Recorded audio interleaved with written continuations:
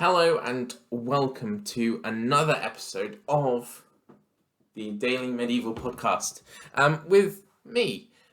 So today is a more relaxed episode, and we are looking at how to survive the Middle Ages. This kind of fun, relaxed episode, we're going to be basically looking at kind of medieval life and I guess the different pathways you could take, the different lives you could live to kind of determine if you were to wake up in the medieval era, how could you survive it the best way possible? And it's going to be like a really interesting, I guess, insight into kind of the different levels of society, the different kind of types of pathways, and also, I guess, social mobility in the medieval era. We talk about kind of feudalism and this strict hierarchy that exists. You have your king, your church, your knights, your peasants. But actually, what we see is kind of instances where this kind of hierarchy was far more flexible and fluid. People could traverse it up, equally, they could traverse it down. And so let's kind of jump right into it. So we wake up and we are in the medieval era. Now, the first kind of important, insight, the most important question really to determine is our sex. Are we male or are we female? Because this will kind of determine our path to begin with. Now, what it also determines really is also opportunities. Obviously, women in this period, compared to men, were greatly underappreciated. There was a grand disparity between men and women in this period. Now, there are examples, some beautiful examples of kind of female empowerment when we look at, for instance, Adela of Blois or Eloise, the great writer and philosopher and churchwoman, who did exercise power and who were incredibly intelligent and valued and prominent in their lifetime, but these are few and far between. And so essentially, if we were to be born into the medieval era, let us say that it is in the 11th century, then there is, in a sense, little that we can do. We can become a nun, and many women did, and live at a nunnery or an abbess, an abbey rather, and become an abbess potentially, or kind of just devote your life to kind of religion in that kind of sense. But that kind of, your path in a sense ends there. Aside from that, if you were born into nobility, you may have a chance, such as Adela, to be able to exercise power, but usually these women were exceptional at intrigue, family management, diplomacy, and were incredibly lucky in their kind of decisions. But of course, these were well thought out and incredibly intelligent women. And so you could, if you were a woman, exercise power, as we say. If you were a noblewoman, then you could. But aside from that, if you were a noblewoman, you would largely be at the whim of your husband.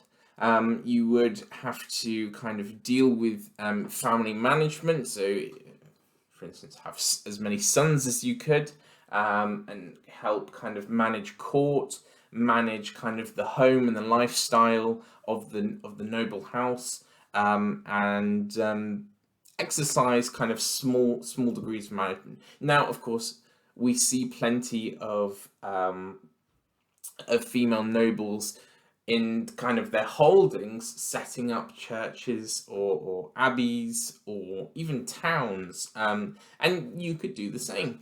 If depending on how much kind of power you exercised, you may inherit certain lands from your father, depending on how your succession goes. We see that, of course, with Eleanor of Aquitaine, and of course from Adela of Blois as well, all of whom inherited lands and wealth from their parents through succession. And so then kind of holding on to their lands, then kind of reinvested and built them up, built abbesses, signed charters, exercised power. And so you could definitely do the same. But like I say, this is if you were to be born in what is essentially the highest of the kind of social hierarchy. So you could be a woman who exercised grand power, you could be a mere nun. Not that there's a problem with that, because of course you could, in the case of Eloise, you could be such a grand part of, I guess, the kind of Latin theology, philosophy, and be an absolutely incredible, incredibly intelligent person. But if you were to be born on the kind of lower ends of, I guess, the social scale, i.e. a peasant, then there would not really be much for you in the way of opportunity. You would mostly be at, like I say, at the whim of your husband. We do see instances of women being able to still travel around. You would still be able to go on pilgrimage. We see documents. Recently, I saw a document whereby a woman requests to go to St. James, so the Compostela in Spain or Iberia, to kind of go on pilgrimage with her son. And she was a peasant, so you would be able to do the same. And we see, for instance, at the shrine of at Oxford of Frudeswide, that many women did visit the shrine and donate and place their vocation in that saint. So you can still partake in a lot of the kind of medieval aspects of life that we think of in terms of kind of visiting, traveling around. A lot of people think that peasants were stuck in one place, and at times they would be, especially if you were maybe to do with agriculture, but nevertheless you could travel around and you could still do things. But when we go back to that original question, if you are born into the medieval era as a woman, unfortunately, because of the disparities and the kind of gender differences, your opportunities are limited. And so let us now cut to the male sex then. So we are born as a male. Now, the next question, if we imagine it almost as a flowchart, are what gender are you going across? Now we're on to the next tier. The next tier is which son are you? Now this is incredibly important because this can determine your life from the get-go. If you are a first son, so you're the eldest son, then essentially you are to inherit the primary titles of kind of your family. You are to be the next duke, the next king, the next whatever it may be. And so you have an incredible role from the beginning of your life because a lot depends on you.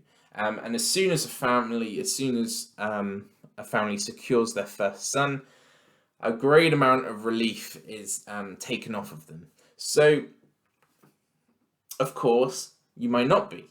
What happens if you're a second son? Or dare we say even a third son? It's a little bit more difficult. If you're a second son, there is still a chance that you could inherit the primary titles if the first son died. You may also inherit other titles, the kind of the secondary titles, which is still kind of prominent in a sense. And you may still have claims on certain things. But as a third son, it's very unlikely that you may have certain titles or kind of, I guess, succession rights. Now, of course, when we look at Charlemagne, his kingdom was divided up kind of later equally amongst, who was it? It was Western Francia, Eastern Francia, Lotharingia, the kind of three kind of kingdoms that was divided amongst the sons equally. So it depends also on the succession rights of your kingdom. But later down the line, when we see kind of, I guess, things like high partition come into play with succession laws, the third son, you're getting little to nothing. Now, you may devote your life as what's called an oblate. Your parents may see that you will inherit nothing, and they may see that you will have a better life within the church, because as kind of a nobleman, a noble son, you can actually kind of gain a lot of prominence in the church. You may become a bishop, maybe even an archbishop, maybe even the Pope himself. So, which is very good, and that's something that you could otherwise, without being part of the church, you wouldn't be able to obtain much else. So, if you became an oblate, you get gifted to the church at a very young age. You study, you learn Latin, you learn theology, philosophy, all these different types of aspects. You may then be granted by election your own church. You may become a bishop. You may then rise up to have your own abbey. And when we look at, for instance, Sujet of Saint Denis, the abbey becomes incredibly important, and you're mixing with highborn people, you're mixing with kings and emperors and dukes, all these different aspects, and you become an incredibly important power player that you otherwise wouldn't have been. Returning back to the second son, now this is particularly interesting when we consider the Crusades. Now, many historians have regarded the Crusades as kind of the war for second sons, kind of somewhere along that line. The reason being is because if you were to go on crusade, you renounced your titles. Some people fought firstborns did, some didn't, because to kind of give up all your titles to go to war, it can cause issues. Nevertheless, as a second son, there's almost nothing to lose. So you renounce your titles, you come in as a nobleman, perhaps a commander of sorts, you have your own army of men. Perhaps when we look at kind of when Eleanor of Aquitaine visits the Holy Lands, she does so alongside the Aquitaine kind of garrison, the army. So you may, if you were a count, for instance, may have a small army within your kind of barony or whatever it may be that that you take to crusade. Now, when we look at the most prolific, one of the most prolific people, Bohemond of Antioch, he was the son of Robert Guiscard, and basically when Robert was taken seriously ill, the eldest son, the 13-year-old Roger Borsa, became kind of the heir. And essentially, Bohemond, being kind of the second son, then fought in his army's war and became a commander, became a prominent knight, and was able to build himself up through a series of victories to be quite a prominent person. The Crusades happen, and there we go. He suddenly becomes the Prince of Antioch. What an extremely prominent position. And we see this time and time again. If you look at the Le Puiset family, they become the counts of Jafar, the kind of palatines of different regions, the archbishops in the Holy Land. You can really kind of strike your own pathway because of the Crusades, and as such, being a second son during this period, there is a lot of kind of room for social mobility, even so much so that we see lower nobles become kind of emerge into like the top positions of power. We see, we should remember that Bohemond Robert Guiscard was the Count of Apulia and Calabria. He's only a count by those accords. But nevertheless, Bohemond becomes the Prince of Antioch, one of the most prolific and powerful regions in the Crusades. And so, if you are a second son, there is a good amount of space for you to be able to flex your kind of muscles, whether it be through becoming a churchman and working your way up towards, I guess, archbishophood, potentially even becoming a saint if you are holy enough. Or you become a knight, you train from a very young age, become a squire or steward to a higher born person, kind of picking up the ropes. Then you become kind of a commanding authority, perhaps even a commander in your father's army or your liege's army, whatever it may be, and then you work your way up through there, especially if you are victorious. We see plenty of instances, for example, in the Byzantine Empire, where commanding officers become emperors, which is pretty prolific when we think about it. And so, not all hope is lost if you are a second son. Now, it should also be known that we've gone for kind of, I guess, two different ends of the spectrum. We've gone from kind of looking at the peasants to looking at the highborns, but there is somewhere in the middle, kind of what's known as, well, I guess we can say the gentry, merchants, artisans, etc. Now, if you were born as a male in the Middle Ages, in kind of, I guess, what you could argue is kind of not so much the working class, maybe like upper working class, but more so middle class of society, if we talk about that in kind of modern terms, then you could undertake some sort of apprenticeship. Perhaps you become a blacksmith, perhaps you go into tanning or textiles, whatever it may be, depending on which country you're in. You could quite prominently strike your own kind of enterprise through that. And many people did. Many people got rich from kind of textile industry, whatever it may be, depending on which country they were in. And you could make quite a good living for yourself. It's not a bad practice, if you went into whatever it may be. But if you were a merchant, this is where I guess you can really kind of make yourself known. Marco Polo, for instance, was a merchant, and he is one of the most prolific and important people of the medieval era through his travels. And so if you were a Venetian or Genoese merchant, you were making bank. You would be able to carve out power and wealth for yourself and for your family quite easily. And this is really kind of important when we talk about kind of, I guess, not only social mobility, but also physical mobility. Because if you owned, maybe not a fleet of ships, but some ships that you could trade with, then kind of the world definitely is your oyster. And you could really harness the different industries and carve out kind of your path, which is why Genoa and Venice became so prolific and rich.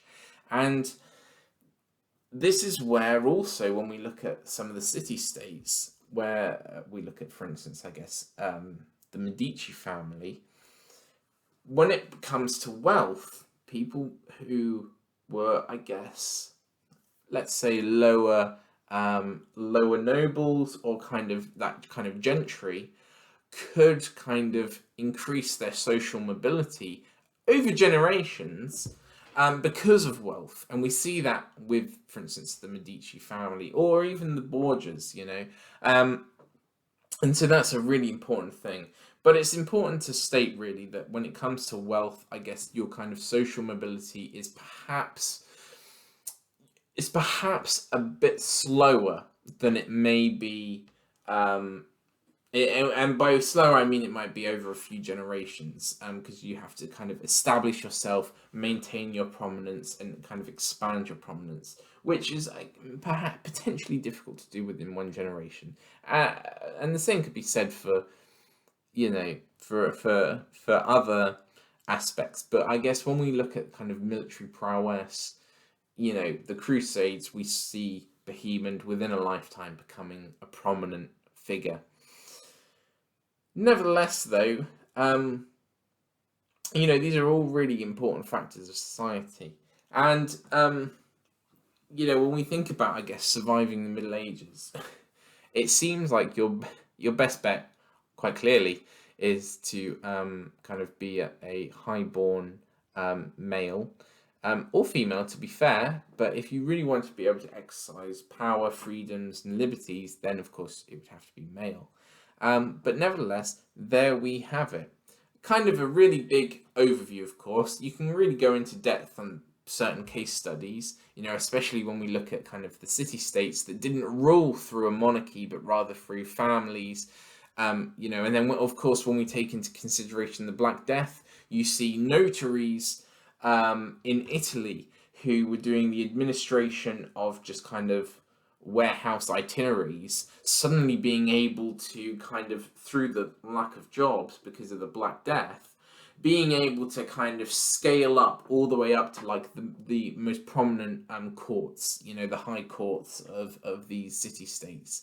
And so, when we talk about, I guess, the whole era, we should specify certain periods. But nevertheless, that is a really nice overview, I think, and quite an interesting one. Nevertheless, I think it's really interesting to dive into kind of the different pathways that one could take, because sometimes it's the simplest of questions that can actually tell us quite a lot, really. To ask yourself, okay, if I was born as a second son in the Middle Ages, what were my prospects?